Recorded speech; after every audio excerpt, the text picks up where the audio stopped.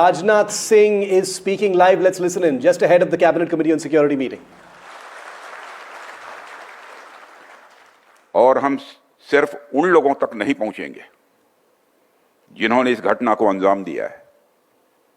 हम उन तक भी पहुंचेंगे जिन्होंने पर्दे के पीछे बैठकर हिंदुस्तान की सरजमी पर ऐसी नापाक हरकतों की साजिशें रची हैं। भारत एक इतनी पुरानी सभ्यता और इतना बड़ा देश है जिसको ऐसे किसी भी आतंकी गतिविधियों से किसी भी सूरत में डराया नहीं जा सकता।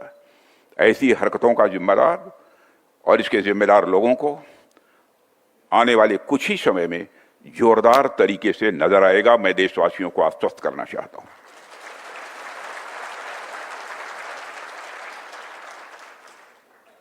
साथियों, आज आप लोगों ने जो आयोजन किया है उसमें सबसे पहले मैं marshal of the Indian force Arjan Singh ji की स्मृति को नमन करता हूं और उनको अपनी हार्दिक श्रद्धांजलि अर्पित करता हूं। मुझे यह जानकर अच्छा लगा कि आप सभी उनकी स्मृति में यह कार्यक्रम प्रतिवर्ष करते हैं। अपनी बात प्रारंभ करने से पहले मैं भारतीय वायुसेना को उनके अदम्य साहस और पराक्रम के लिए हार्दिक बधाई देता हूं। जिस प्रकार से वायुसेना भारत की सुरक्षा में तत्पर है, उसे देखकर हर भारतवासी अपने को गौरवान्वित महसूस करता है और निश्चिंत रहता है। हमें इस बात का संतोष रहता है कि आपकी छाया में हमारा पूरा देश सुरक्षित है।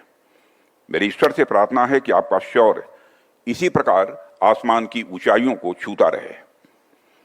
आज आपने जो यहाँ पर चर्चा के लिए, बातचीत के लिए विषय रखा है, transformation of the Indian force, मैं समझता हूं कि यह विषय न केवल हमारी एयरफोर्स की अब तक की पूरी यात्रा को अपने भीतर समेटता है, बल्कि यह आने वाले समय में इसकी भूमिका को और सशक्त करने के डिस्कोर्स को भी हमारे सामने रखता है। ऐसे कंटेम्प्रोरी और रेलेवेंट टॉपिक के सिलेक्शन के लिए भी मैं आप सबको बधाई देता हूं।